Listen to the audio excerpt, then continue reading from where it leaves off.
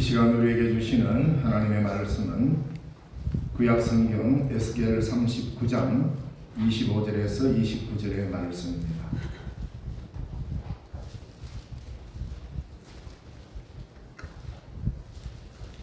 구약성경 1214쪽에 있습니다.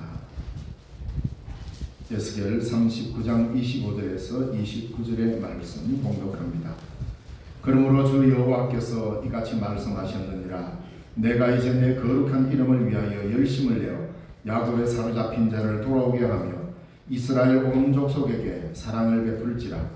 그들이 그 땅에 평안히 거주하고 두렵게 할 자가 없게 될 때에 부끄러움을 품고 내게 범한 죄를 뉘우치리니 내가 그들을 만민 중에서 돌아오게 하고 적국 중에서 모아내어 많은 민족이 보는 데에서 그들로 말미암아 나의 거룩함을 나타낼 때라.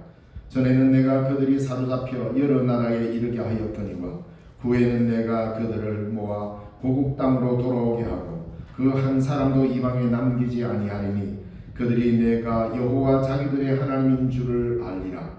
내가 다시는 내 얼굴을 그들에게 가리지 아니하리니 이는 내가 내 영을 이스라엘 족속에게 쏟았음이라. 주 여호와의 말씀이니라. 아멘. 찬양대에서 찬양을 하는 교회가 부르겠습니다.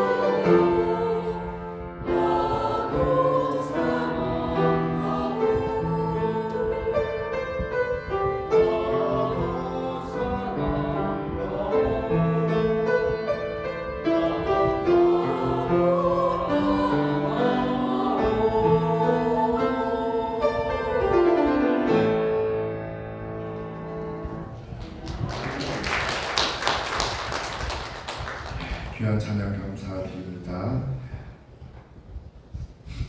오늘은 교회력으로 마지막 교회는 1년을 대림절 전까지 1년입니다. 그래서 다음 주부터는 교회력으로는 새해입니다. 그러니까 오늘이 어떻게 보면 교회력으로는 송구형 신일회 같은 겁니다. 오늘이 그리스도 왕국주일, 즉 왕이신 그리스도 주일이라는 의미는 예수 그리스도가 만왕의 왕이시고 만주가 되시는 하나님의 나라 완성을 향하여서 대림절의 기다림으로 인해서 예수님의 탄생과 예수님의 생애가 쭉 이어지면서 성령 강림절 이후로 교회가 유지되어 오다가 오늘이 그리스도 왕국주일로 해서 이 1년 안에 하나님의 나라를 향한 이 걸음을 걷는 이 모습을 성도들이 교회력에 맞추어서 살아가고, 오늘은 그리스도 왕국주일, 때로는 그리스도 왕국주일 대신에 왕이신 그리스도 주일, 이렇게도 합니다. 예수님이 드디어 하나님 나라의 주인공이 되시고 왕이 되시는 그날을 우리가 바라보면서 이 날을 지킵니다. 여기까지 하나님께서 이 한 해를 인도하신 하나님, 열심을 내신 하나님이시다, 이렇게 표현할 수 있습니다. 이 에스겔 39장 오늘 읽은 25절에서 29절의 이 본문 말씀을 제가 참 애독하는 본문 중에 하나입니다. 구약 성경에 나타난 본문 중에서 참 이 에스겔이 바라본 환상이 얼마나 위대하냐 이거죠. 지금 사실 에스겔은 이런 노래를 부를 때가 아닙니다. 지금 에스겔이 처해 있는 상황은 어떠냐면, 이스라엘이 지금 바벨론 포로가 되어가지고 에스겔도 그 바벨론의 그발강 강가에서 지금 하나님의 계시를 받고 있고, 이스라엘이 지금 처참한 상태에서 노예 생활을 하고 있습니다. 그러니까 유대인들이, 그 히브리인들이 노래를 좀 잘했어요. 우리나라 사람들처럼 좀 흥이 좀 있었다 이 말입니다. 그래서 잡혀간 그 나라에서 그 나라 사람들이, 물론 그 당시 바벨론이라는 나라가 고대에서 가장 강력한 제국 중에 하나이기 때문에 유대인만 포로로 잡혀온 게 아닙니다. 각 족속, 여러 족속들이 포로로 잡혀와가지고 바벨론에서 생활을 하는 이런 상황인데, 그 국가적 차원으로 그냥 포로로 끌려간 나라는 그 유대인이, 물론 다른 나라도 그런 경우도 있지만 기록상을 볼 때 유대인이 가장 그 포로 생활에서 비참한 생활을 하는 게 나옵니다. 왜냐하면 신관이 다르기 때문에. 다른 여러 나라들은 포로가 돼가도 자기 본국에서 섬기는 신이나 이 땅에서 섬기는 신이나 이름만 좀 바꿔 그냥 거기에 절하고 우상에게 절하고 그냥 하면 갈아타면 됩니다. 그런데 히브리인들은 이게 안 됩니다. 유일하신 하나님만 섬기는 이들이 그 바벨론에 가서 마르독 신전, 그 어마어마한 신전에서 제사를 드리러 들어가니 이스라엘의 솔로몬의 성전은 잽도 안 됩니다. 예를 들어서 서울에 여의도 순복음 중학교에 딱 입이 딱 벌어지지요. 가보면 그러다가 좀 괜찮은 뭐 시골 우리 신령중학교에 하고 그 옆에 지놓으면 우리 신령중학교의 이 크기는 여의도 순복음 중학교 화장실 크기만 합니다. 비교가 되겠습니까? 그러니까 바벨론이 대제국이 이루어가지고 그곳에 큰 신전을 지어놓고 우상 크기가 거의 30m나 되는 이런 어마어마한 우상을 지어놓고 그 앞에 절하니까 유대인들 생각이 어떻겠습니까? 이번에 우리 하나님은 이렇게 힘이 없는 하나님이구나. 우리가 믿는 하나님은 마르둑한테는 잽도 안 되겠구나. 이런 좌절감이 올 게 아니고, 왜? 실제로 자기네들은 지금 전쟁에서 져서 포로가 되어왔기 때문에. 고대의 전쟁은 전부 다 종교 전쟁입니다. 신들의 전쟁이잖아요. 이래서 우리 하나님이 마르둑한테 졌나? 이런 생각이 불현듯 들지 않겠습니까? 그런데 놀랍습니다. 히브리인들은 그렇게 생각하지 않았습니다. 그 앞에서도 여호와를 믿는 이 신앙으로 그들은 그걸 극복해냅니다. 그때 유대인들이 정신을 번쩍 차리게 됩니다. 세상의 제국들이 이렇게 현란하고 화려하게 신전을 짓는 거구나. 다 알았습니다.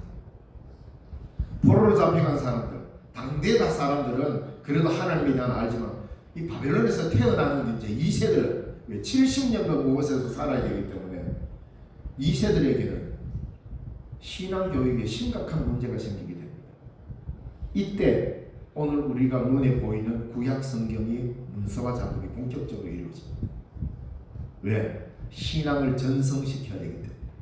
그전에는 구전으로 입에서 입으로 열조들이 가르치고 해서 왔는데, 공식적으로 뭔가 이게 정확하게 문서로 딱 기록이 남아가지고 후손들에게 물려줄 만한 이게 없어요. 구전으로. 근데 이스라엘의 구전의 문화는 대단히 뛰어납니다. 천년이 흘러도 토시 하나 안 바뀌게 구전시키는 놀라운 민족이었어요. 근데 바벨론에 가서 이제 언어가 다른 곳에서 살아야 되고 전혀 다른 환경에서 이 세들이 태어나서, 왜? 이스라엘 백성이 본격적으로 이런 경험이 처음입니다. 그래서 그들에게 가장 시급한 문제는 먹고 사는 문제가 아니고 신앙을 어떻게 전성시킬 것인가에 대해서 가장 우선적으로 생각했다 이 말입니다. 그 고난 상황에서. 그래서 그들은 살아남은 겁니다. 신앙도 살리고 민족도 살아남은 겁니다. 여기에 하나님의 열심이 있다고 에스겔은 이야기하고 있습니다. 그 참혹한 상황에서 에스겔은 이런 환상을 봅니다. 하나님이 우리를 다시 회복시킬 것이다. 사람들은 저마다 우리가 덕담을 할 때 자주 사용하는 말이 있죠. 열심히 해. 뭐 열심히 해라는 말. 꼭 게으름 피우는 사람처럼 들릴 수 있지만 사람은 언제나 열심히 살아야 하는 존재입니다. 열심히 살지 않으면 이룬 열심인 게 별로 없습니다. 학생이 공부 안 하고 빈둥빈둥 놀면 아무것도 없는 게 없습니다. 그렇지 않습니까? 제가 몇 번이나 이야기합니다만, 농사를 지으려면 적어도 신령 사람처럼 지어야 된다. 여러분들한테는 제가 말을 잘 안 하는데 다른 데 가서는 그런 이야기 잘 합니다. 도대체 쉴 줄을 모른다. 물론 쉬겠지요. 저는 이제 말을 그래 합니다. 무슨 논을 놀리는 걸 못 본다. 어디 멀리 가다가도 저 호남 평야 가보세요. 지금 아무것도 없습니다. 경주 가다가 안강들에 가보세요. 지금 아무것도 없습니다. 신령들파는 새파랗다. 겨울에도 물 준다. 막 이래 이야기하는 사람들이 처음에는 안 믿어요. 겨울에 왜 물 주냐고. 예. 가뭄을 물 줘야죠. 그래서 땅을 여름에도 갈아서 소출해서 먹고 겨울에도 마늘 심어서 오래 소출하고 계속 돌아간다. 정말 열심히 살죠. 거기에 대해서는 제가 할 말이 없습니다. 농사 짓는 열심에 대해서는 제가 더 이상 할 말이, 왜? 대한민국에 이래 열심히 하면 대한민국 농사는 아마 다 분홍이 됐을 겁니다. 열심히 사는 것은 어릴 때나 젊을 때나 나이 들어서나 언제나 보기에 좋은 겁니다. 그래서 성경에도 열심을 내라라고 주님도 말씀합니다. 열심을 내어서 어떤 일을 이룬다는 것은 매우 귀한 일이죠. 그래서 성경에도 사도들이 우리에게 이야기했습니다. 때를 얻든지 못 얻든지 무엇을 하라고요? 복음을 전하라. 때를 얻든지 못 얻든지 복음을 전하라. 그리고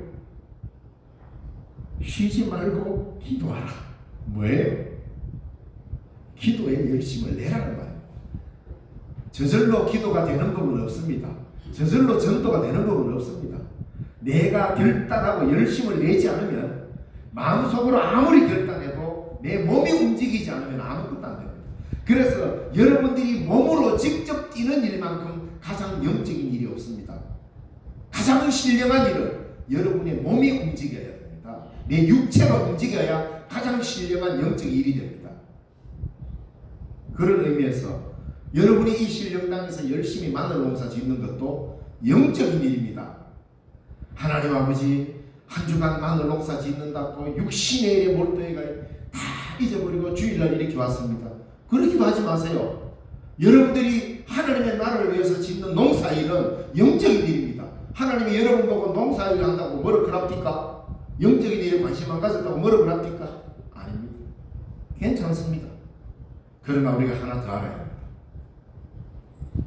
내가 짓는 농사 이 일이 하나님의 신령한 일이 되고 복음 전파하는 일이 되려면 기도도 쉬지 말아야 합니다. 전도도 쉬지 말아야 되고 헌신도 쉬지 말아야 되고, 그럴 때 내가 하는 일반적인 일상적인 열심의 일들이 의미가 부여되는 겁니다. 거기에 의미를 부여하고 이 일을 게을리해버리면 그게 육체적인 일이 되어버립니다. 육신의 일. 왜? 내 이익만을 위한 일이 되기 때문입니다. 하나님이 열심을 낸다. 하나님이 열심을 낼 일이 어디 있습니까? 그냥 이렇게 하고 저렇게 하고 명령만 하면, 말씀만 해도 천지가 막 창조되는데 무슨 열심을 낼 게 있습니까? 팔짱 딱 끼고 빛이 있으라 이래가 창조가 된 것 같습니까? 우리는 창조에 대해서 많이 오해합니다.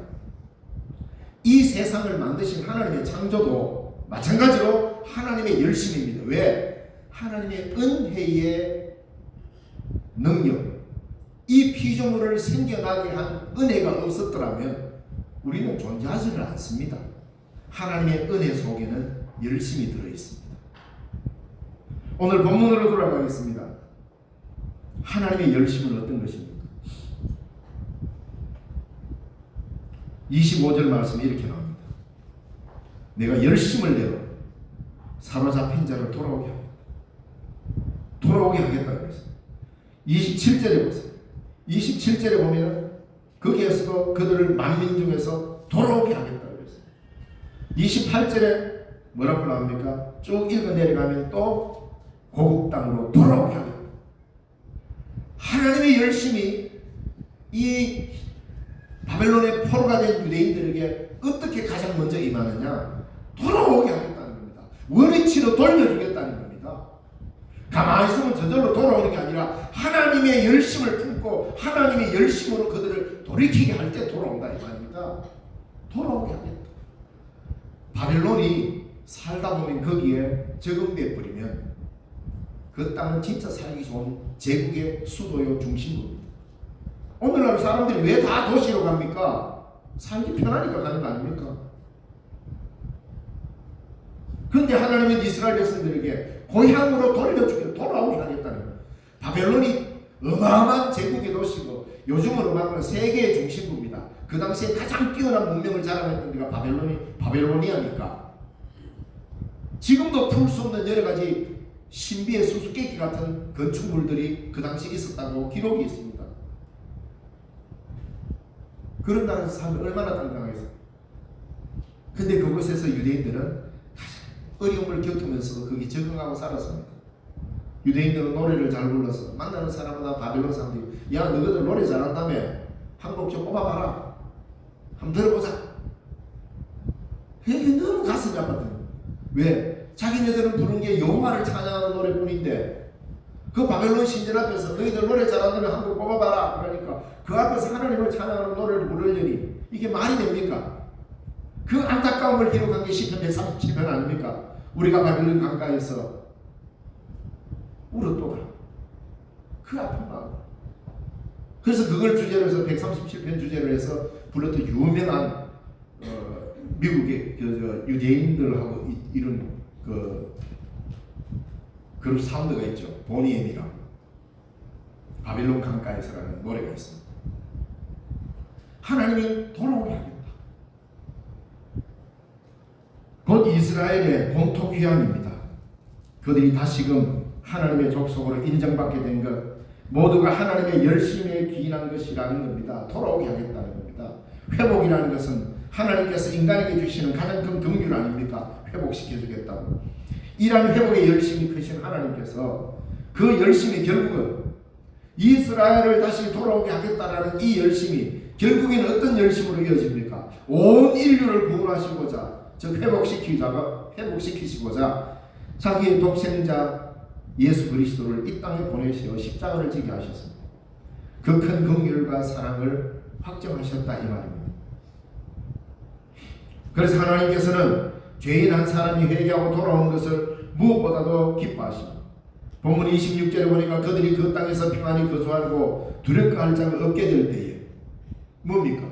바벨론에 가서 살다가 이제는 그 바벨론화 되기 시작합니다. 유대인들이. 그들이 그 땅에 평안히 거주하고 두렵게 할 자가 없게 될 때에 부끄러움을 품고 내게 범한 죄를 뉘우치리라. 하나님의 징계가 끝이 난 후에 이스라엘 백성들이 결국에는 회개하고 구원을 얻게 된다는 의미입니다. 그들의 포로 생활의 의미도 확실해집니다. 왜 포로 생활했습니까?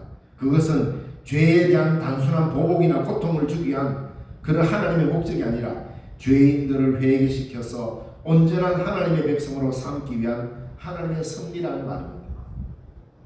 그래서 그들은 극심한 포로의 생활을 그들은 그렇게 고백했습니다.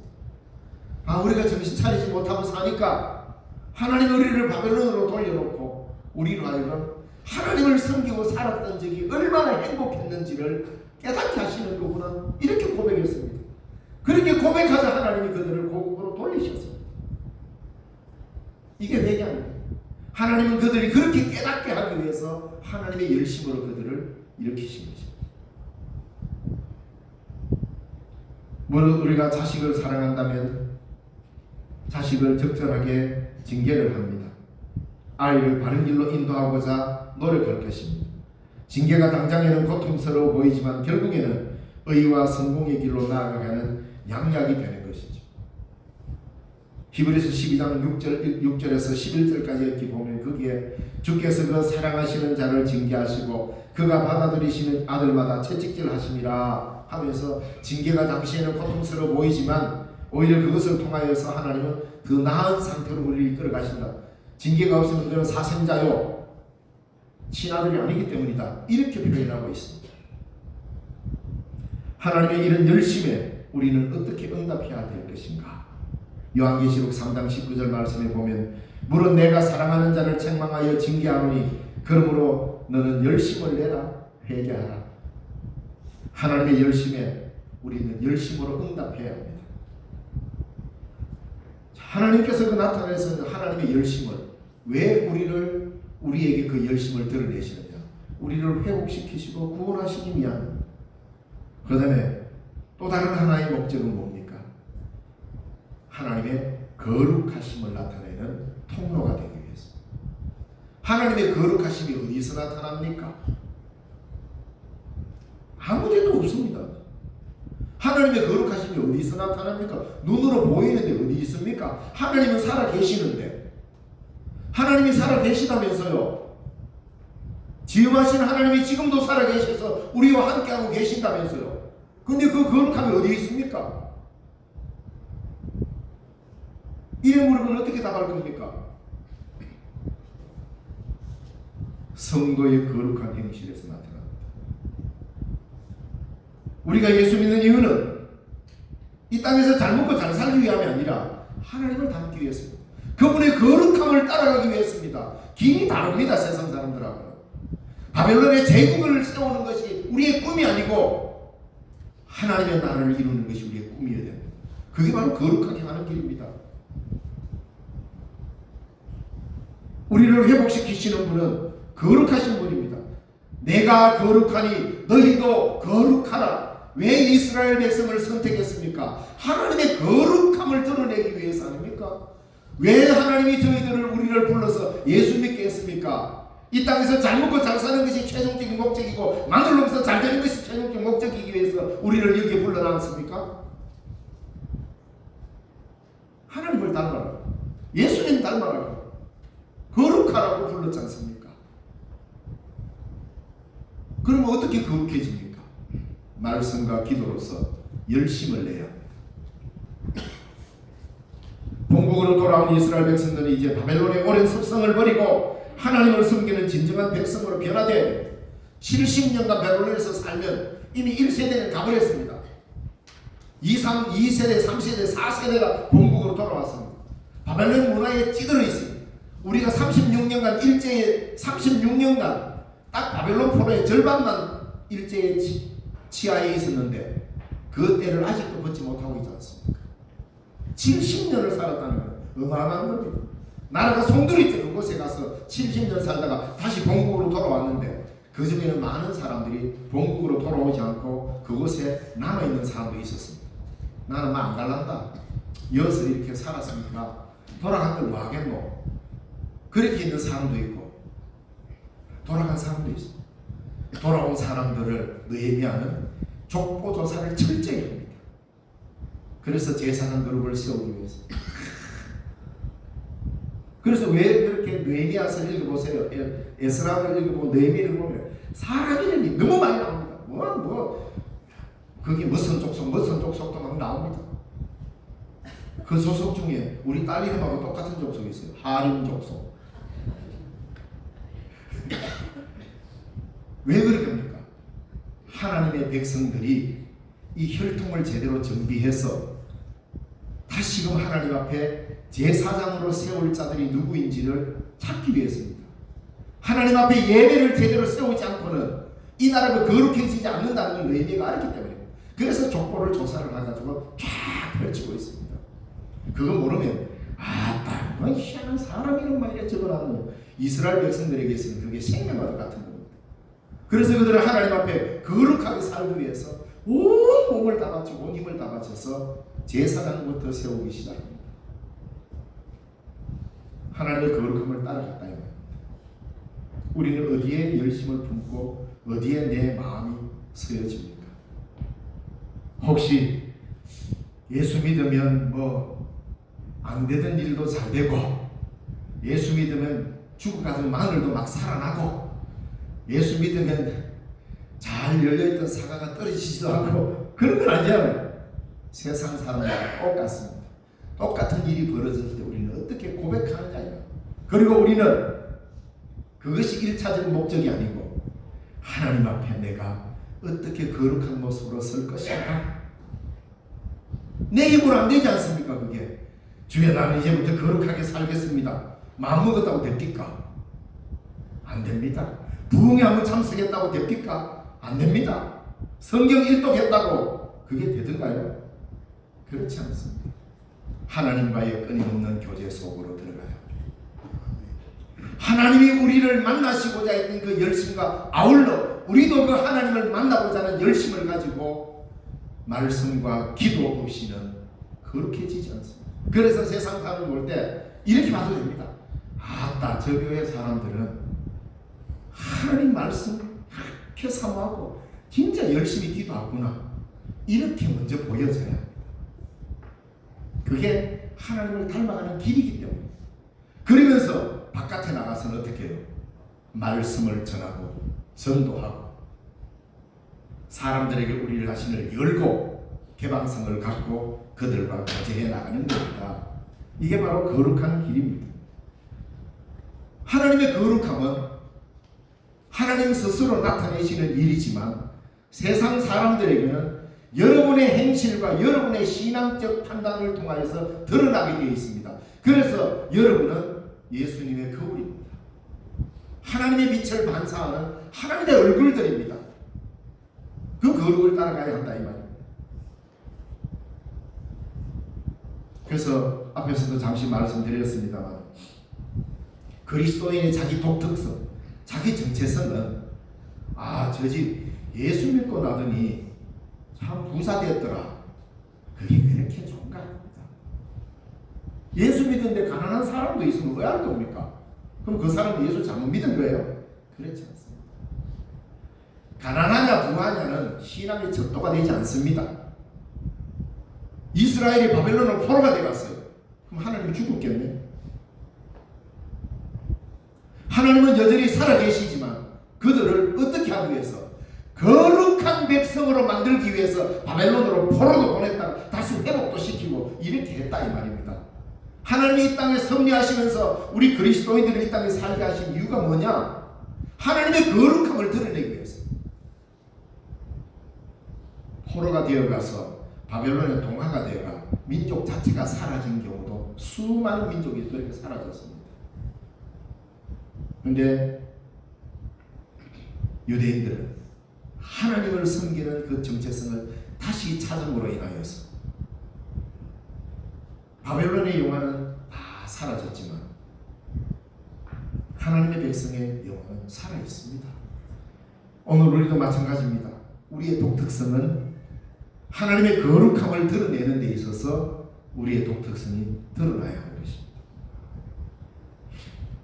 자, 이 거룩함을 이루기 위해서 하나님이 또 어떤 일에 열심이냐? 하나님이 가만히 계시지 않습니다. 자신의 거룩함을 나타내기 위해서 예를 들어서 일한다 칩시다.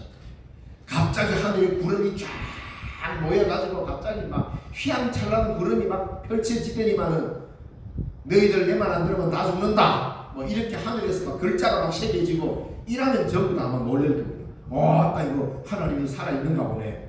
이럴 거 아니에요. 하나님은 그런 방식으로 자신의 거룩함을 드러내지 않고 반드시 예수 그리스도를 이 땅에 보내셔서 그를 믿는 자들로 하여금 믿음의 삶을 통하여서 자신의 거룩함을 드러내도록 우리에게 요구하고 있습니다.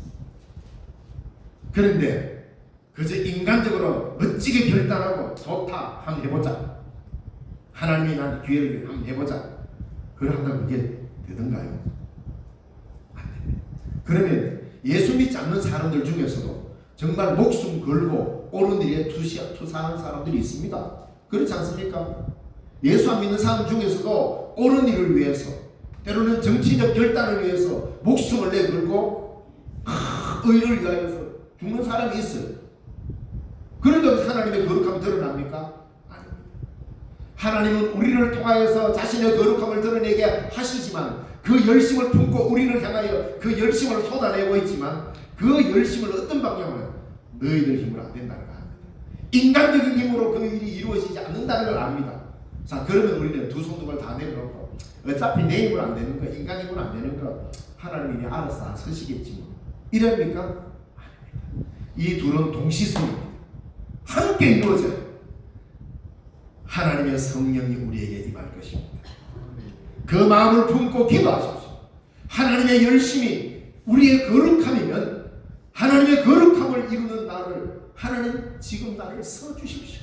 내가 주님의 뜻에 합당하게 이 거룩함을 이루어 나가겠습니다. 내가 정말 인간적으로는 부족하고 연약하고 아무것도 할 수 없지만 진노를 받아야 마땅을 내지만 본질상 진노의 자녀이지만 하나님 내가 주를 위해서 살겠습니다 라고 결단할 때 하나님이 거기에 동시적으로 우리에게 뭘 해주십니까? 주의 영을 부어주신 것입니다. 주의 영이 우리에게 부어지고 나면 아하, 결단했던 게 그게 내 힘이 아니구나, 하나님의 놀라우신 성령의 은총이구나를 알게 됩니다. 그러면서 하나님의 성령이 계속 나에게 충만히 부어지기를 원하면서 그 성령과 함께 우리는 길을 가는 겁니다. 그래서 다 이루고 하나님이 착하고 충성된 종아 라고 할 때 여러분 뭘 하시겠습니까? 뒤돌아보니 나는 충성한다고 했는데 가만히 보니 그게 내가 한 게 아니고 하나님의 성령이 나를 그렇게 하도록 이끄셨다는 고백을 하나님 앞에 하게 될 겁니다. 주님, 내가 한 줄 알았더니 가만히 보니까 이 모든 것 다 성령님께서 나를 여기까지 이끌어 오셨군요. 이 동시적인 것이 그게 거룩함 아닙니까? 하나님과 연합하여 하나님의 백성이라는 정체성을 갖게 하시고 오늘 본문의 29절의 말씀처럼 내가 다시는 내 얼굴을 그들에게 가리지 아니하리니 이는 내가 내 영을 이스라엘 족속에게 쏟았습니다. 주 여호와의 말씀. 이스라엘이 이스라엘 되게 한 가장 결정적인 이유가 뭡니까? 하나님의 영을 그들에게 부어주었기 때문에 그들은 이스라엘로 살아남을 수 있었던 것입니다. 그들이 뭐 대단하게 어떤 결단한 게 아닙니다. 오늘 저와 여러분이 이 자리에서 하나님의 뜻을 행하고 신령중앙교회 교인으로 살아남을 수 있었던 유일한 분들을 찾아라면 성령님께서 여러분을 여기까지 인도하셨기 때문입니다. 아멘. 성령님께서 여러분을 여기까지 인도하시면서 그 하나님의 열심으로 여러분을 끌어왔기 때문입니다. 신앙생활 여러분이 주체적으로 걸어갈 수 있는 길이 아닙니다. 하나님이 코를 끼워서 성령에 끼워서 여기까지 끌려왔기 때문에 우리가 하나님의 백성입니다. 우리는 가만 놔두면 다 세상으로 가기가 더 좋습니다. 편안히 놀기가 더 좋습니다. 쉬기가 더 좋습니다. 그런데 하나님께서 이 거룩한 주일날 교회 안 가면 뭐하노? 우리 거룩해서 이 자리에 앉혀놓은 거 아닙니까? 저도 목사지만 마찬가지입니다. 만약에 우리 솔직하게 한번 생각해 봅시다. 저도 저도 여러분과 똑같은 마음이다 생각하고 물어볼게요. 다음 주일은 일요일에 해서 예배를 한 주 쉬도록 하겠습니다. 이 광고를 우리 당회에서 결정했습니다.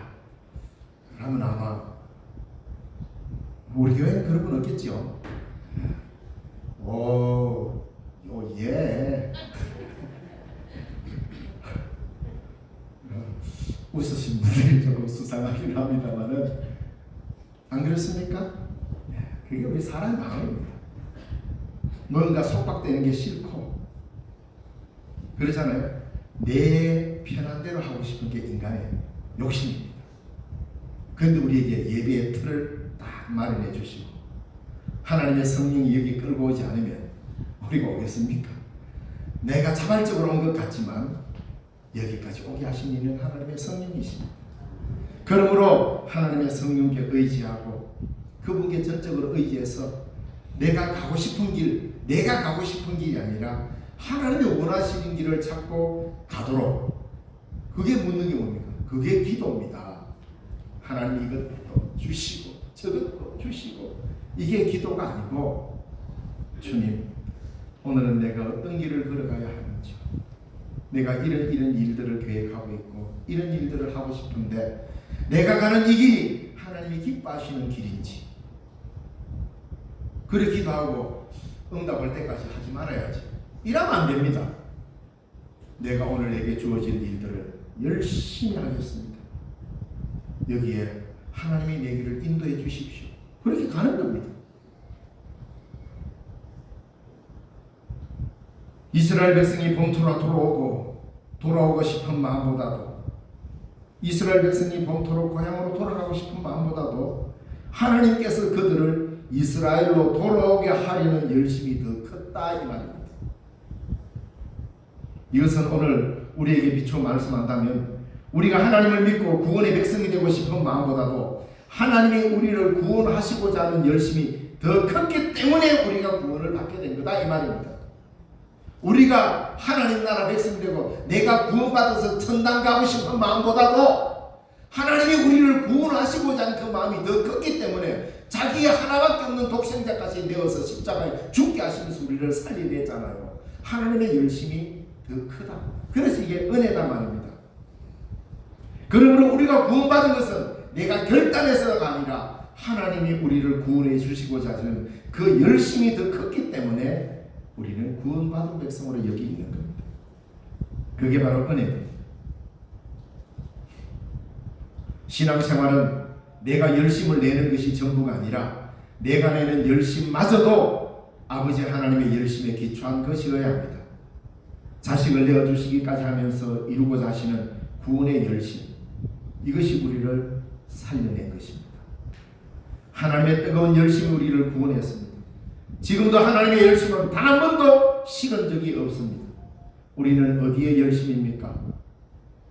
아직도 주 예수를 믿지 않고 죄 가운데 사는 자들을 보면서 구원하고자 하시는 하나님 아버지의 열심에 같은 마음을 품고 있습니까?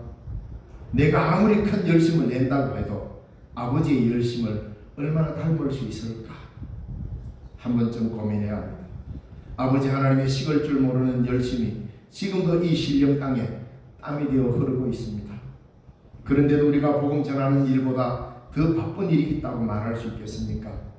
하나님의 나라를 향한 우리의 발걸음이 최소한 게으르지는 않아야 할 것입니다. 하나님께서 열심히 이미 저만치 앞서가고 계십니다. 그래서 누구든지 나를 따르거든 자기를 부인하는, 이 자기 부인이 뭡니까? 게으름을 이기는 겁니다. 신앙적 열심을 회복하는. 예수님은 걸어가는데 뒤에서 따라가기 싫으면 게으른 거죠. 우리는 열심히 따라가야 합니다. 그래서 하나님께서 우리에게 맡겨준 신령중앙교회에 역사적 사명이 있지 않습니까? 우리가 대한민국 다 살릴 수는 없습니다. 영천시내 다 살릴 수도 없어요. 우리는 이 신령 땅을 살리려고 신령중앙에다가 세워놓았잖아요. 그 마음을 품어주십시오. 기도 없이 되는 일 없습니다. 열심을 품지 않으면 아무것도 이룰 수 없습니다. 그 열심이 뭡니까? 우선 우리의 거룩함을 회복하는 일입니다. 그래서 하나님을 닮아가는 거예요. 그래서 바깥의 사람이 볼 때 뭔가 다르게 이런 말이 나와야 되지 않겠습니까?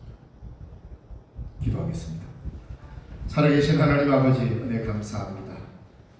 오늘도 우리의 삶을 주장하여 주시고 하나님의 열심이 우리를 여기까지 이르게 하시고 우리에게 은혜 부어주시기를 원하시는 하나님의 열심으로 우리로 하여금 구원을 얻게 하신 주님, 그 놀라운 구원을 얻은 우리가 하나님의 열심을 닮아 우리 또한 열심을 품고 이 땅에 하나님의 나라를 이루는 일에 전심전력하는 주의 백성들이 되게 하여 주옵소서.